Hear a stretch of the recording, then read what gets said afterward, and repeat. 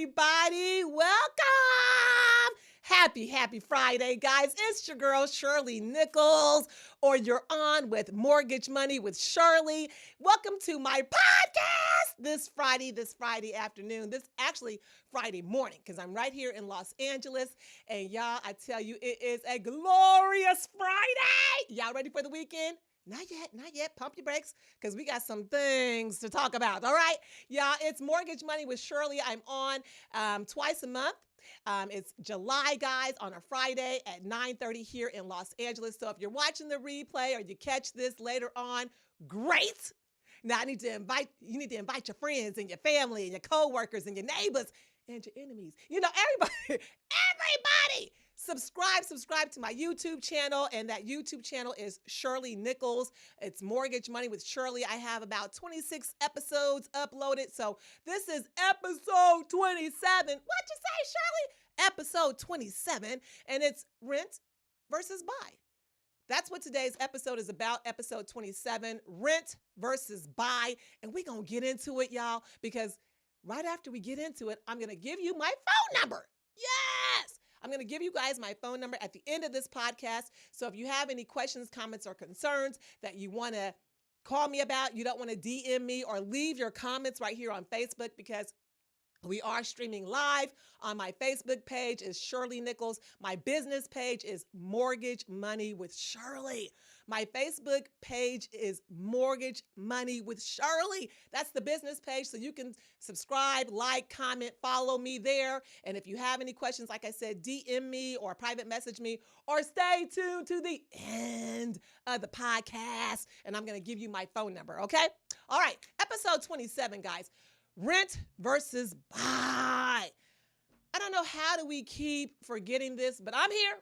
I'm here to remind you, when you're buying a property, it's always a good time. I know some people say, wait till the market slows down. Wait till the values go down. Wait till the interest rates go down. But listen. Might I remind you, buying anytime is a great time. Anytime that you're qualified, eligible, and have resources, or maybe not as much resources as you like, or maybe you don't even know you have some resources and they're available. But nonetheless, when you're qualified and eligible, okay, buy. Because you're only investing in you and your future, and hopefully, you're building a legacy and you're wanting to do more for your kids and family, friends maybe, so buy now. Yes, buy. What do I mean by that? Why? Okay, so let's talk about it. When you buy your home, okay, like I said, I'm here to remind you, it may not be your dream home, okay? My first home, I didn't know it wasn't my dream home, but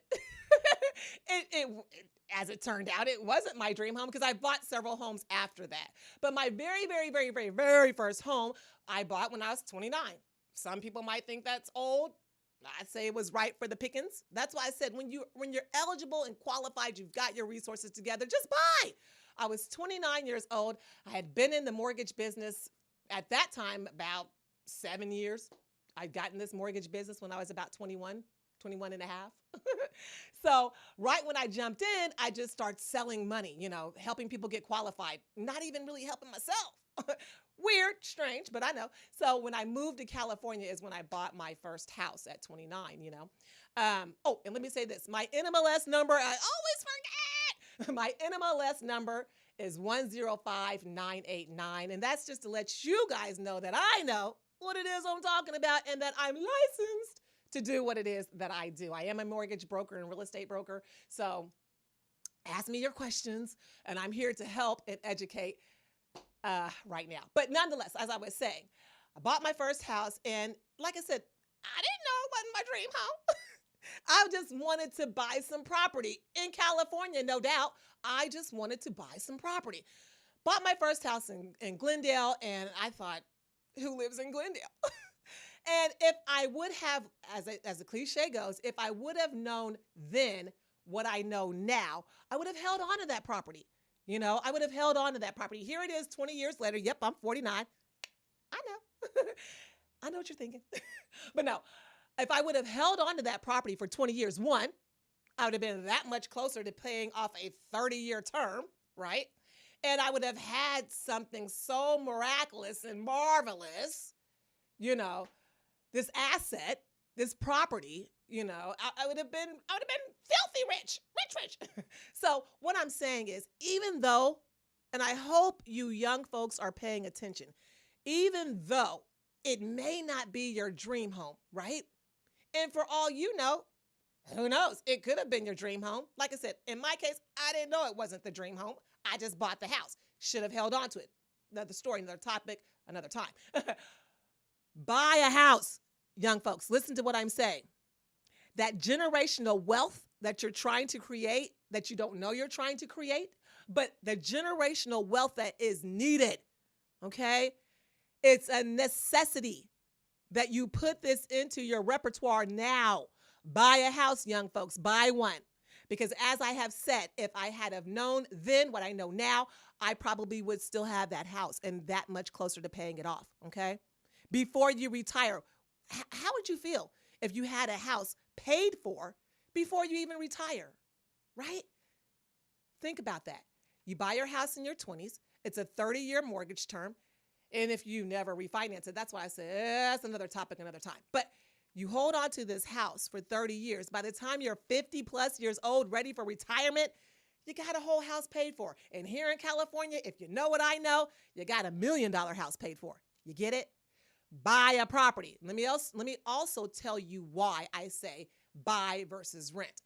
If you buy that house, and again, if it's not the dream house, get over it. You buy your first piece of property, okay? The second thing you do is you start looking to leverage, right? Well, what do you mean by leverage, Shirley? You start to leverage. You pay more than the minimum. You pay maybe before the due date. Because here's a tip, guys. Here's a tip. I threw it at you. You caught it? Okay. Here's a tip. If you pay the mortgage early, and what do you mean by that, Shirley? If you pay the mortgage early, meaning when you close on your house, let's just say you close in the month of July. That following month is, I don't want to say they give you that month, but I don't want to say you skip that payment, but you do. There's no payment, guys. There's no payment after you close your loan. And that goes for a refinance, that goes for a purchase. When you buy your property, again, using the month of July as an example, when you buy your property, the following month after you've closed, if you close July 1, you go the whole month of July without making a payment. And guess what else? What else, Shirley? You go the whole month of August without a payment. So what essentially you've done, if you've closed in the beginning of the month, you got that whole month of not having to make a payment. And then you get the following month of not having to make a payment. You get it? And then your payment starts September 1. Now, here is what I'm saying about start leveraging, okay? Here's what I'm saying about making that mortgage payment sooner than later, okay? You close your loan July 1, whether it's a refinance or purchase, don't care. You close your loan July 1. There's no payment in July. There's no payment in August. Your first payment is due September 1. That August that they give you off, skip a payment, that August payment, believe it or not, guys, there's nothing free. That August payment is actually kind of put on the end of the loan, sort of kind of like when you pay off your loan, right? When you pay off your mortgage or you refinance and we get what's called a demand, we'll ask for a payoff demand. That demand is going to have pretty much that August payment that you skipped. Yeah. Doesn't affect your credit report, doesn't give you a negative mark on the credit, nothing like that. But that August payment, those 30 days have what? Interest. Interest is accruing every single day that you take this mortgage out. So all that 30 days worth of interest that you didn't make a mortgage payment, it's actually kind of rolled into the back of that loan. So when we get your payoff demand and you go, oh my gosh, Shirley, I know my balance on my billing statement said $565,000, but why are you looking at a payoff demand that says $569,000? Again, that interest that you didn't pay in August is now due when you pay off the loan in full. Okay. So if you ever wonder why your billing statement shows an outstanding balance, what they call a principal balance, if you ever wonder why that principal balance or that outstanding balance is lower than when you ask for a payoff, it's because that month of interest that you didn't pay is now being calculated and factored into that payoff demand. Now, again, going back to this leveraging thing, right? Are you doing your shoulders like this? Okay, it's Friday, guys. I'm having a great Friday, by the way, so that's why I'm a little. So, again, that leverage we're talking about, instead of skipping that August payment because your payment's not due till September 1, make it. Make that August payment. Sure, it's nice to have a month off, have that luxury of not having to make that mortgage payment that month. And maybe you want to use that monies to go buy furniture, new carpet, new paint, whatever it is that you want to do. I get it. I get it. However, it's time to start leveraging, leverage that monthly payment that you didn't make, right? Make it, just make it, right? So again, going back to why I say buy, right? You buy a property, maybe not the dream home, but you want to start leveraging. Make the payment that first month out, the first month out of your closing. Make the payment.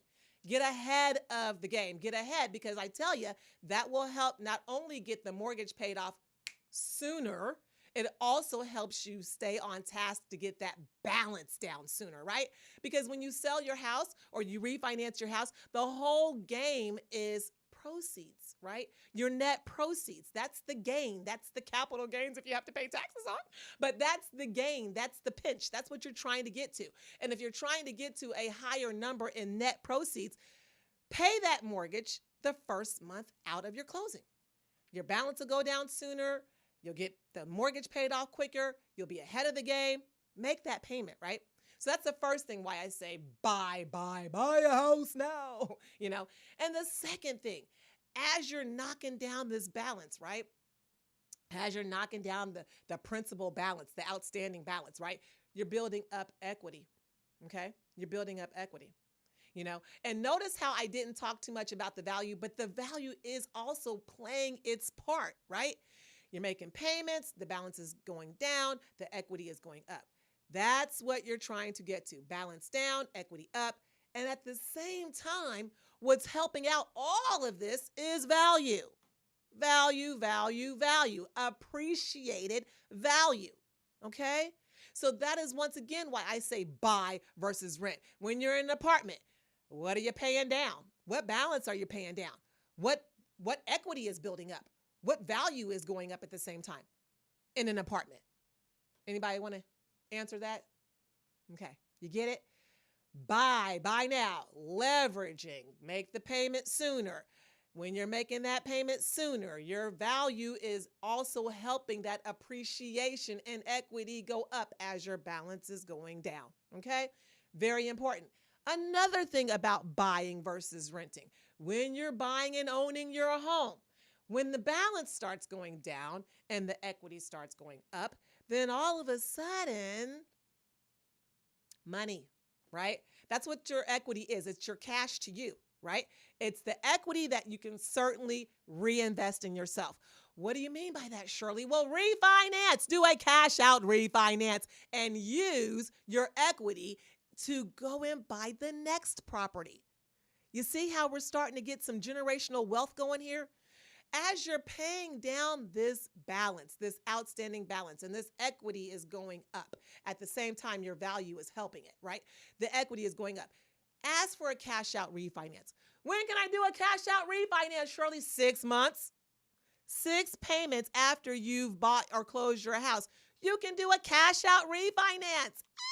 Imagine that. But you only can do it when it makes sense, right? When you qualify. Because mind you, not everybody is LA County. Not everybody is Los Angeles County or even New York or DC or Florida or Atlanta. Not everyone has these values that are popping, But when your value, and hopefully in 6 months' time, that value has gone up, that there's enough equity for you to pull something out and to use it to buy your next house, right? So we've got leveraging, we've got an equity builder, and we've got something to pull from to go buy that next house. We've got a reinvestment going on, right? So that is why I say rent versus buy. Buy the house, buy the doggone thing you're going to live in. You got to live somewhere, buy it, own it, right? And the reason why, again, when you start leveraging, paying that payment ahead of time, and when you pay the payment ahead of time, guys, like I said, the main focus is to hopefully get that balance down a lot sooner so that you can hopefully eventually build up this equity that plays its part with the value. And then you can cash out for that higher proceed at the end of the day, right? So you want to leverage, make the payment. You want to use what you got with equity and reinvest, hopefully buy this next property. You want to make sure that you're creating generational wealth, right? So again, I implore you, buy the house. You're owning it, so why not use it, right? And, like I said, a couple of my colleagues and I, we say this because it's funny, but it's not funny. Think about it. Use it before you lose it, right? That equity that you're amassing because you're paying down the balance, the value is going up. Use it before you lose it. So if you can do a cash out refinance because you've amassed enough equity to do a cash out refinance. Use that cash, go buy that next piece of property. Remember, I said in the beginning, it may not be your dream home, your first home. It may not be your dream home. Well, use that equity from this property, the first property you bought, and go buy the next one. Okay? Now, little quick story. That's what I did, right? You recall I said I bought my first piece of property. I was 29. When I lived there, amassed the monies, and the market started turning and values started going up and up and up, I sold and bought another property. Again, hindsight.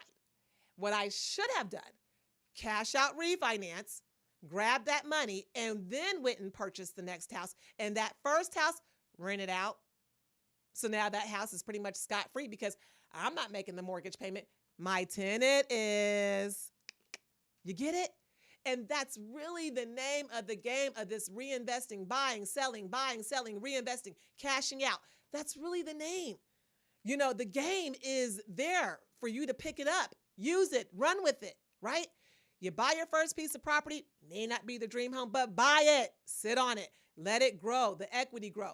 As the equity is growing, the value is going up. And sooner or later, you have the ability, cash out refinance, use this cash out refinance monies, go buy your next dream home or a dream home, but go buy something and leave this one here for your tenants to rent out. Now, we're talking about rent versus buying, and I just said, hey, leave this house right here and then rent it out because now you're a landlord. And that's the greatest time to rent, when you're renting it to someone else. You get it? When you're renting it to someone else is the greatest time to rent, okay? So rent versus buy, right? So let's go back a little bit because I also want to just touch on the interest rates and what's going on right now. So you saw the gas prices, right? I hope you did because I did. No longer, knock on someone's wood or something, no longer is it taking my truck $135 to fill up. Guys, last week, if you know me, I talk about this with my friends and family, but I typically fill up on Sundays because there's one particular gas station that I go to right outside my son's swim lesson. I always go to that one on Sundays. That's when the swim lessons are. If you follow us on social media, you know we got swim lessons on Sundays. So I go to that particular gas station and I fill up at that one because it's kind of the cheapest I found, right? Between my house and the swim lesson. So that gas station over there is the one I typically go to. And I fill up, and it's normally $135, right? Last Sunday, au contraire, mon frère. Last Sunday, $100. I'm winning. So that's what I was saying. Just like the gas prices, you'll see they're starting to come down a little. The interest rates, they're coming down a little bit. And I know some of you don't really feel like their interest rates are coming down, but that's because you haven't called me. You haven't called me. Call me. I'm going to give you my number after the show so we can talk about refinancing and getting you qualified to buy your next piece of property. But interest rates, they are coming down just a tad bit. This time last month, literally like 30 days ago, interest rates were topping 6%. They really were. And now they're closer to the lower fives, and again, it depends on what it is that you're trying to do, right? We've been talking about cash out refinances, so I'm going to kind of lean towards that type of a rate.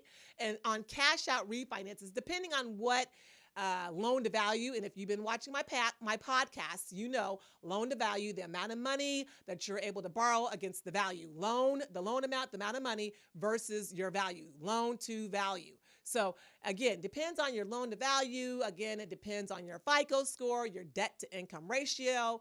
It depends on a plethora of things of why we give you or why you're eligible for this certain rate, right? But again, best case scenario, there are some interest rates that are at the lower end of the 5% range on a 30-year fixed. And that's great. That is great. That is great. I can't say it any better. It's great, okay? Because like I said, 30 days ago, it was at the top of maybe about the 6% range. So now we're kind of at the 5. So the rates are kind of going down, like the gas prices are kind of going down. It's going to take some time, but they're starting to go down a little. So call me and let's talk about getting you refinanced for that cash out to go buy that next property or getting you qualified to buy your next property. So along with the rates starting to come down a little bit, it is a great time to what, Shirley? Buy. Buy your property or refinance the property, like I said, and pull out cash because the rates really aren't that bad. Now, again, young people, if you are interested, and let me go back and stop saying young people. People, period, okay? Buy your first house, get a house, and then maybe think about renting it to a tenant. Now, when you refinance, again, you're pulling out that cash. Your monthly payment may go up. I don't know because I don't know what you're paying now, but your monthly payment may go up. But again, that's why you have a tenant in there, right, who is going to pay the majority of that mortgage payment. That's the goal. Get yourself a tenant while you're sitting on this property waiting for it to amass into generational wealth that you're going to pass on to your heirs, right? So again, we're talking rent versus buy in episode 27. Let's talk about this rent thing, right? So I've had this question not recently, maybe about a year or so ago, but I bring it up now because we're talking about rent versus buy. So let me bring this example and then we're going to close out because again, I can get long-winded and I can talk and talk. I love what I do. Mind you, did I tell you I've been in this business for about 28 years? What'd you say, Shirley? Been in this business about 28 years, so I kind of know what it is I'm talking about, or I should. So a couple years ago, I had this question, right? I haven't talked about this topic in other podcasts, so listen up, tune in. This might be for you, or it might help someone that you know, right? A couple years ago, I had this question. Should I lease to own, Shirley? Should I rent to own, Shirley? And what this person was talking about, kind of like, I don't really want to compare it to leasing a vehicle, but it is kind of the same premise, right? When you have a landlord that says, hey, gonna give you a great deal, gonna let you rent out my house so that sooner or later you can own it. Gonna let you lease out this property so sooner or later you can buy it, right? Okay. And like I said, if you think about how leasing with vehicles go, and I'm not opposed to leasing. Hey, listen, do your thing. Leasing worked for me in the past. I would do it again. I'm not opposed to leasing.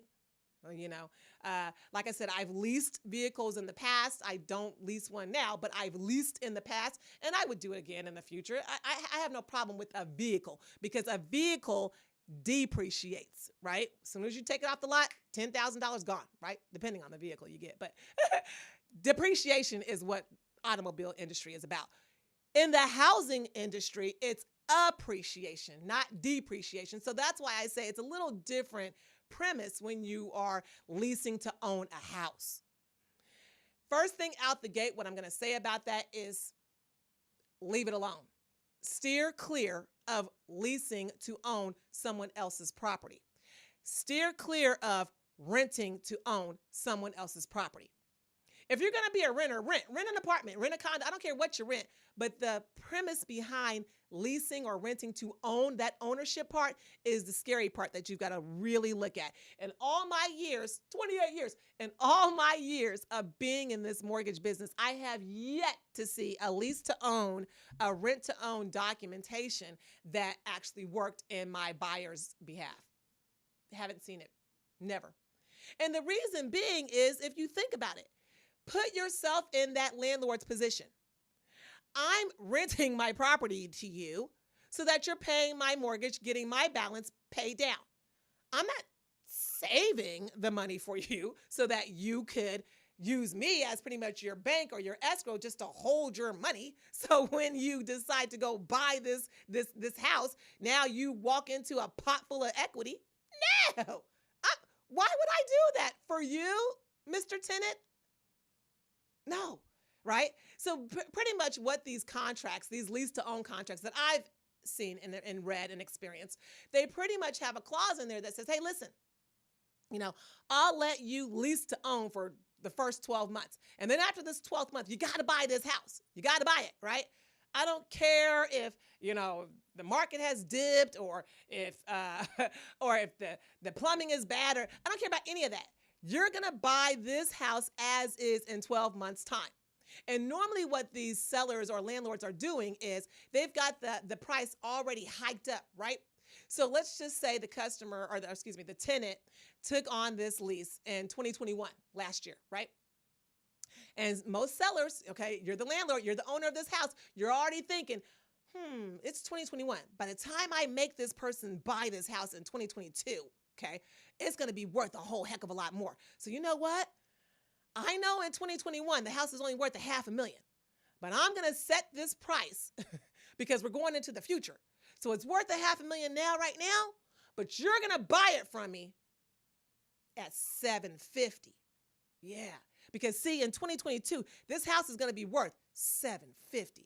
And they have no remorse, no concern if the market dips or goes up, but it doesn't get to that $750,000. You sign this contract that says you're going to buy at $750,000. But not only that, the landlord also says, in all these payments that you're making, these payments that you're making, really and truthfully, you're paying the landlord. You're paying, supposedly paying this mortgage when you buy this property. You're paying towards this $750,000 sales price, right? But what happens is, no, your 12 monthly payments, okay, are not really going towards this $750 balance. Out of that 12 monthly payment that you're making every single month, they're using a great big portion of that towards their interest, right? So you're not paying down this balance, right? Because they set the price. They said, hey, at $750, you're going to start making your way down, making this balance go down. Weird. But the monthly payments that you're making, they're not really all of this going towards that $750. A portion of it, like you're really into a mortgage already, a portion of that is going toward this supposedly sales price of $750.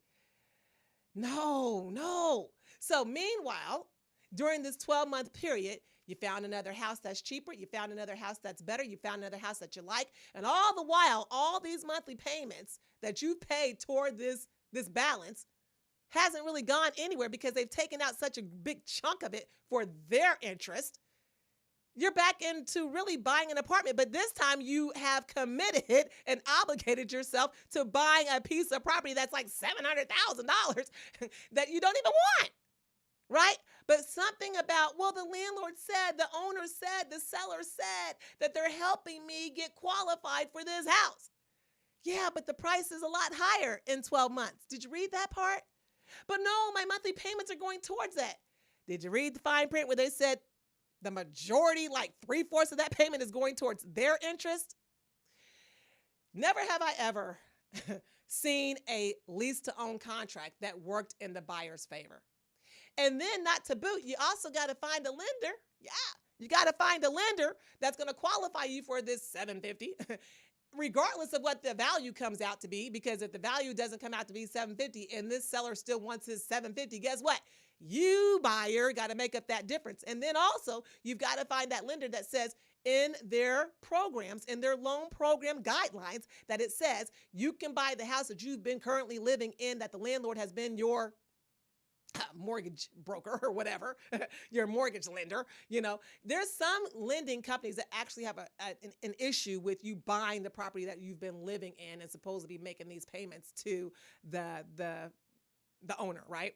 There's not a lot, but that I have come across a few lenders who have issues with that, and sometimes the rates are a little higher. So there's a gamut of things that when I say that lease to own business doesn't really work out for the buyer's favor, know that what I'm saying, okay? Just like I said, if you want to kind of contrast it to leasing to purchase a vehicle, kind of that kind of thing, right? There's only certain things that you can do, certain obligations that you have to meet. There's things in that contract that you best be aware of going into that contract, okay? So again, my remedy to that is buy your own property. Buy it!